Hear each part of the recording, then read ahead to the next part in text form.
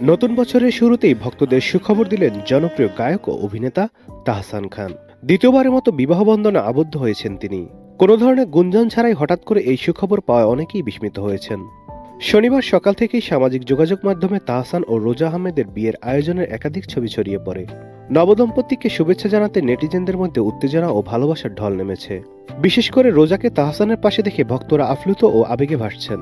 রোজা Ahmed new York university থেকে কসমেটোলজিতে পড়াশোনা করছেন। স্নাতক শেষ করার পর তিনি কসমেটোলজির লাইসেন্স অর্জন করেন এবং নিউ ইয়র্কের কুইন্সে প্রতিষ্ঠা করেন রোজাস ব্রাইডাল মেকওভার। প্রায় 10 বছরের বেশি সময় ধরে বাংলাদেশে এবং যুক্তরাষ্ট্রে ব্রাইডাল মেকআপ আর্টিস্ট হিসেবে কাজ করছেন রোজা আহমেদ। সামাজিক মাধ্যমে রয়েছে তার অসংখ্য অনুসারী এবং নেটিজেনদের কাছে তিনি জনপ্রিয়। তাহসান খান বাংলাদেশের বিনোদন শিল্পে গায়ক, গীতিকার, অভিনেতা এবং টেলিভিশন উপস্থাপক হিসেবে সুখ্যাতি কুড়িয়েছেন দীর্ঘদিন ধরে। কর্মজীবন শুরু করার আগে ব্ল্যাক ব্যান্ডের সঙ্গে তার সঙ্গীত যাত্রা শুরু করেছিলেন। এটি তার শাস্ত্রীয় এবং আধুনিক সঙ্গীতের অনন্য মিশ্রণের জন্য পরিচিত। এর আগে প্রায় 18 বছর আগে 2006 সালের 7ই আগস্ট বিয়ের বন্ধনে আবদ্ধ হন তাহসান খান এবং অভিনেত্রী মিথিলা। এরপর 2013 সালের 30 জুলাই তাদের ঘর আলোকিত করে আসে আইরা তাহরিম খান নামের কন্যা সন্তান। পরে 2017 সালের 4 অক্টোবর বিচ্ছেদের ঘোষণা দেন তাহসান।